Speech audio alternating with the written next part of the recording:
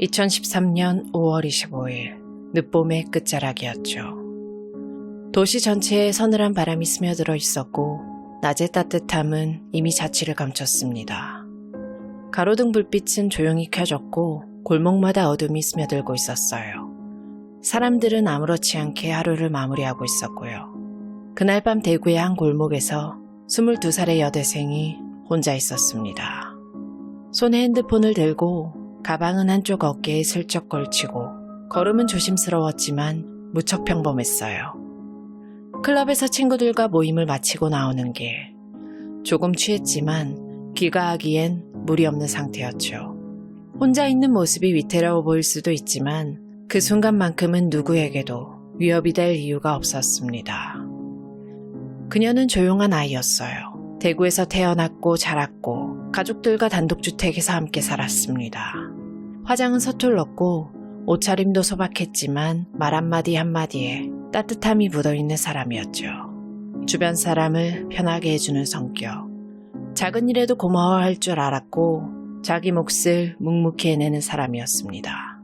아버지가 뇌졸중으로 쓰러졌을 땐 그 누구보다 어른스러워졌다고 해요.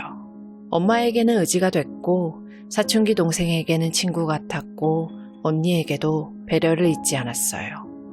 어머니는 말했죠. 마지막으로 꿈에 나와서 이런 말을 했어요. 엄마가 있어서 너무 행복했어요. 그 말 한 줄이 그녀가 어떤 삶을 살아왔는지를 조용히 알려줍니다. 그날 밤 그녀는 그저 집으로 돌아가고 있었던 것뿐이죠. 하지만 그 평범한 귀갓길 뒤엔 어둠처럼 스며드는 시선 하나가 따라붙고 있었습니다. 클럽에서 나오는 사람들 틈에서 남씨는 살짝 비틀거리며 휴대폰을 들여다보면서 택시를 기다리고 있었어요. 여전히 음악은 크게 울렸고 사람들은 웃고 떠들었지만 그녀의 귀갓길은 그 순간부터 조용히 어긋나기 시작했죠. 그 모습을 지켜보던 한 남자, 조명훈, 당시 25살의 지하철역 공익근무 요원이었고 성범죄 전력도 있었습니다. 그런 그는 조용히 주변을 훑고 있었어요. 누가 혼자인지, 누가 술에 취했는지, 그리고 그녀를 따라붙기로 마음먹었습니다. 사람들 틈에서 빠져나온 그는 남씨가 타는 택시를 놓치지 않았죠. 신호에 잠시 멈춘 택시. 그는 주저하지 않았어요. 조용히 문을 열고 이렇게 말했습니다. 남자친구예요. 택시기사는 별 의심 없이 고개를 끄덕였고 조명우는 아무 일도 없었던 것처럼 그녀 옆에 앉았습니다. 남씨는 이미 술 기운에 정신이 흐릿했고 이 상황을 분간할 힘이 없었어요. 택시 안은 어색할 만큼 조용했습니다. 창밖으로 스쳐 지나가는 불빛. 그녀는 멍하니 바깥을 바라보고 있었고 몸은 천천히 무거워지고 있었죠. 원래 목적지는 수성구, 하지만 택시는 북구 방향으로 향했습니다. 그가 사는 원룸 근처였죠. 조명은은 그때도 말이 없었습니다. 연인인 척 그저 곁에 앉아 시간을 흘려보냈어요. 택시기사는 의심하지 않았습니다. 그리고 당연한 일처럼 그들을 내려줬어요. 그날 밤 진짜 공포는 이제 막 시작되고 있었습니다. 대구 북구 주택가와 공터 사이의 좁은 골목. 새벽 1시를 넘긴 시간이었고 주변은 적막했고 가로등 불빛도 멀찍이 떨어져 있었어요. 차량 통행도 사람 그림자도 없이 공기만이 조용히 흐르고 있었습니다. 이때 남씨는 자신이 어디에 있는지도 제대로 알 수 없는 상태였죠. 조명은의 옆에 서서 무심히 앞을 따라가고 있었지만 그 발걸음은 불안하게 흔들렸고 몸의 중심은 자꾸 안쪽으로 쏠렸습니다. 술기운 때문이기도 했지만 그보다 더 큰 문제는 그녀가 지금 누구와 있는지를 제대로 인식하지 못하고 있었다는 점이었죠. 조명우는 말이 없었습니다. 그저 그녀의 옆을 지키며 작은 미소도 짓지 않은 채 자신의 원룸 쪽으로 천천히 걸어갔어요. 그 모습을 멀리서 본다면 평범한 연인처럼 보였을 겁니다. 누구도 의심하지 않을 정도로 조용했고 위협적인 기색은 드러나지 않았죠. 그리고 그들은 조명훈의 원룸에 도착했어요. 그녀는 조명훈의 손에 이끌려 그 안으로 들어갔죠. 문이 닫히고 안에서 딸깍 소리가 났습니다. 그 순간부터 그녀와 세상 사이의 모든 연결은 끊겼어요. 방 안은 작고 답답했고 어딘가 눅눅했죠. 벽지는 군데군데 뜯겨 있었고 창문은 굳게 닫혀 있었어요.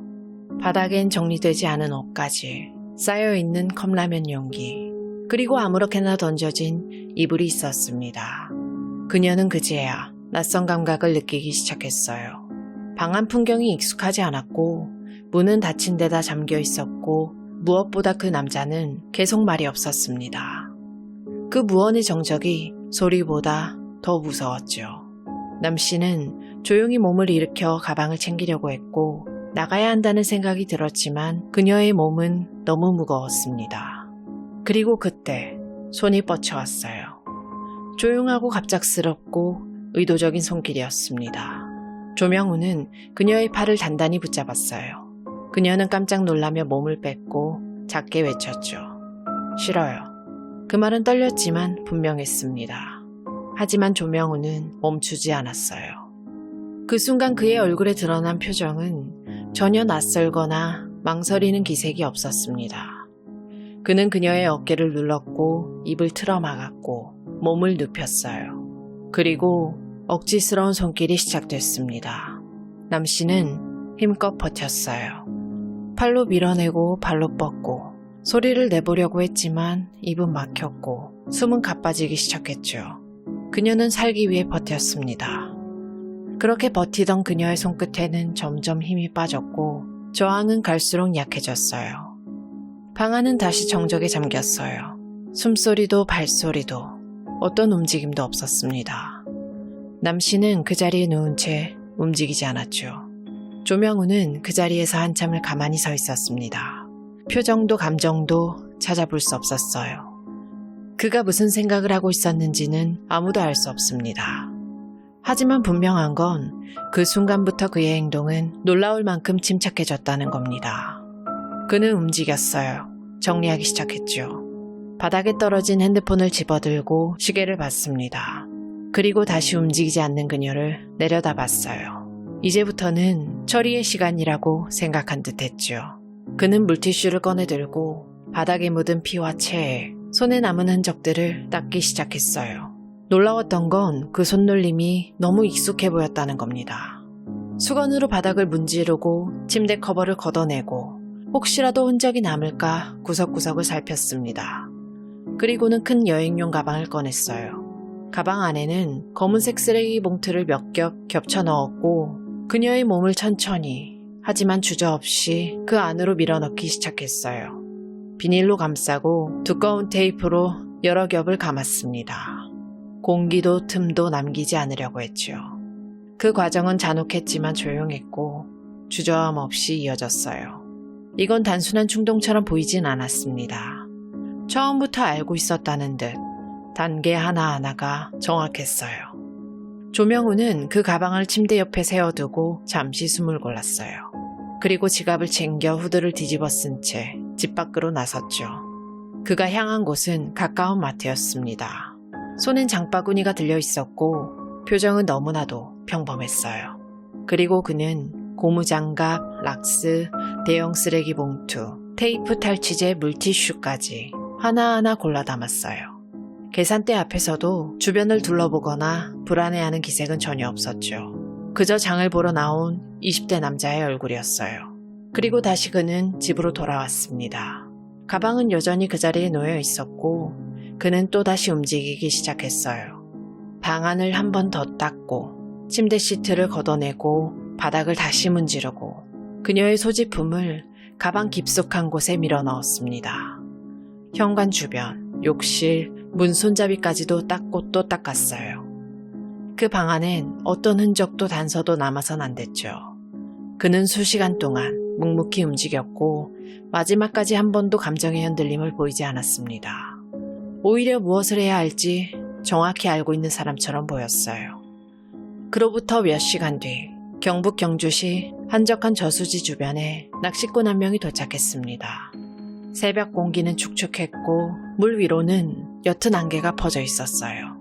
그는 평소처럼 조용히 낚시를 하러 나온 참이었습니다. 간단한 컵라면과 낚싯대를 챙긴 아주 평범한 새벽이었죠. 그런데 그날 그 물가에서 그는 무언가 이상한 것을 발견합니다.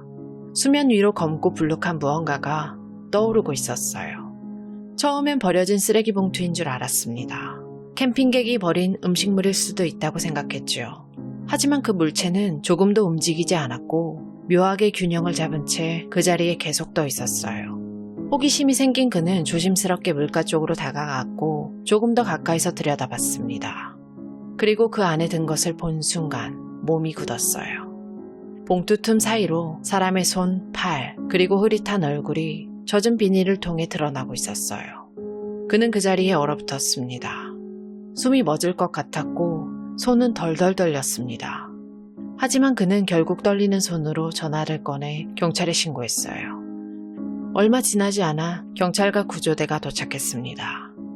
현장은 새벽 안개가 아직 거치지 않았고 주변은 믿기지 않을 만큼 조용했어요. 경찰은 신고 위치를 중심으로 천천히 조심스럽게 접근했습니다. 그리고 그 검은 비닐을 끌어올렸을 때 그 안에는 한 여성의 시신이 있었죠. 은폐의 흔적은 누가 봐도 명확했습니다. 누군가가 이 여성을 일부러 숨기려고 했다는 것. 현장에 도착한 형사들도 잠시 말을 잃었습니다. 시신은 부패가 일부 진행 중이었지만 얼굴 윤곽은 어느 정도 확인이 가능했고 팔과 다리에는 폭행과 제압의 흔적이 명확하게 남아 있었어요. 경찰은 이 사건이 누군가 계획적으로 준비한 범죄라는 걸 파악했어요. 시신은 곧 국가수로 이송됐고 신원 확인 작업에 착수했습니다. 최근 며칠간의 실종신고 목록과 대조했고 곧이어 대구에서 사라진 22살의 여대생의 실종 기록과 지문, 제형, 나이대가 일치한다는 결과가 나왔어요. 그녀는 5월 25일 밤 지인들과 술자리를 가진 뒤 곧 들어갈게요 라는 마지막 연락을 남기고 연락이 두절된 상태였죠. 그리고 그로부터 하루 만에 그녀는 경북의 저수지 한가운데서 비닐에 쌓인 채 발견됐습니다. 그녀의 신원이 확인되자 수사팀은 곧바로 움직였어요. 수사본부는 대구로 옮겨졌고 그녀가 사라졌던 5월 25일 밤부터 모든 동선을 역추적하기 시작했죠. 첫 단서는 그녀가 가족에게 남긴 마지막 문자였습니다. 곧 들어갈게요. 시각은 5월 25일 오후 11시 17분. 경찰은 이 시간을 기준으로 삼남동 클럽 주변의 CCTV를 모조리 확보했고 출입 기록과 주변 상가의 목격자 진술도 수집했어요. 그녀는 친구들과 술자리를 가진 뒤 자정 무렵 혼자 클럽을 나섰습니다. CCTV에는 비틀거리는 모습으로 휴대폰을 들여다보며 택시를 기다리는 그녀가 선명하게 찍혀 있었어요. 잠시 후 택시 한 대가 도착했고 그녀는 문을 열고 올라탔습니다. 여기까지는 혼자였죠. 하지만 택시기사는 이렇게 진술합니다. 한 남자가 다가오더니 남자친구예요 라고 말했어요. 여자분이 취해 있길래 남자친구인 줄 알았죠.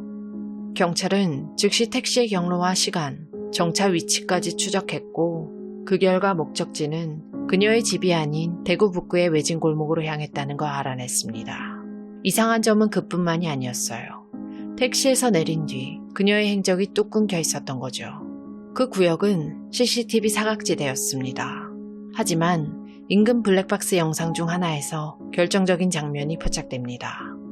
조명이 어두운 새벽거리 흐릿한 영상 속 한 남성이 여성을 이끄는 듯 걷고 있었어요. 그리고 그 남자, 조명훈, 그의 이름이 처음으로 수사팀의 내부 보고서에 등장합니다. 공익근무 중이었고 성범죄 전력이 있었고 클럽 근처에서 그날 목격됐다는 진술까지 추가로 확보됐어요.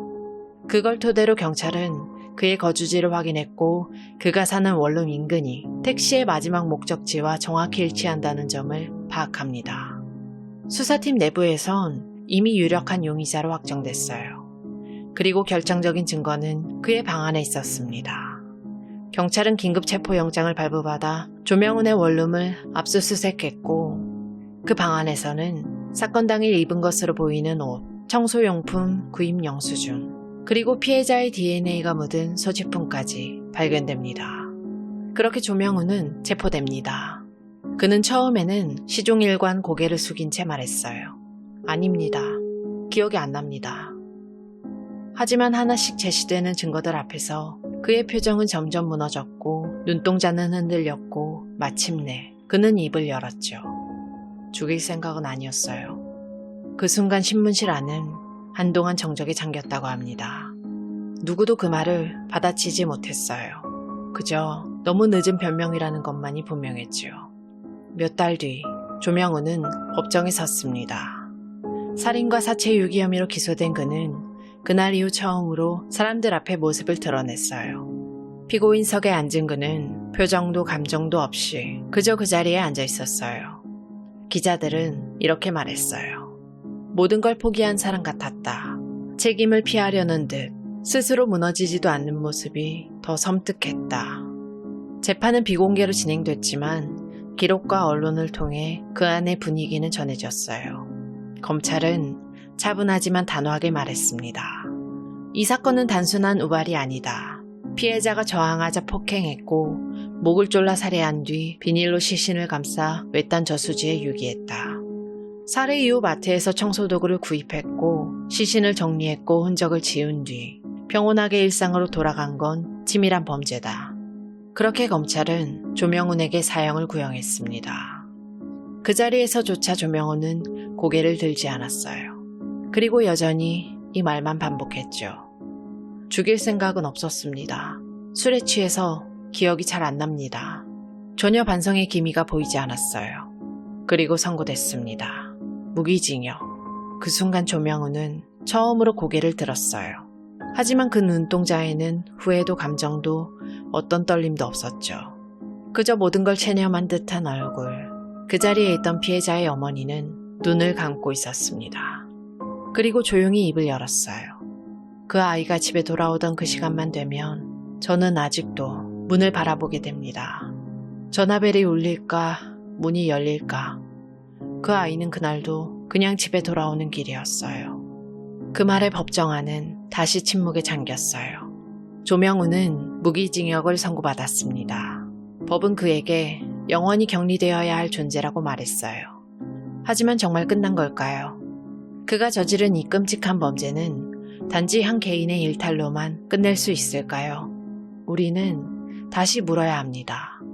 왜 이런 일이 또 벌어진 걸까? 조명훈은 초범이 아니었어요. 그는 이미 10대 시절 성범죄로 처벌받은 전력이 있었고 복역 후에도 사회로 복귀해 지하철 공익근무 요원으로 배치돼 있었죠. 전과자에 대한 관리, 그리고 성범죄자 재범 방지 프로그램, 그 어떤 것도 그날 밤을 막지 못했습니다.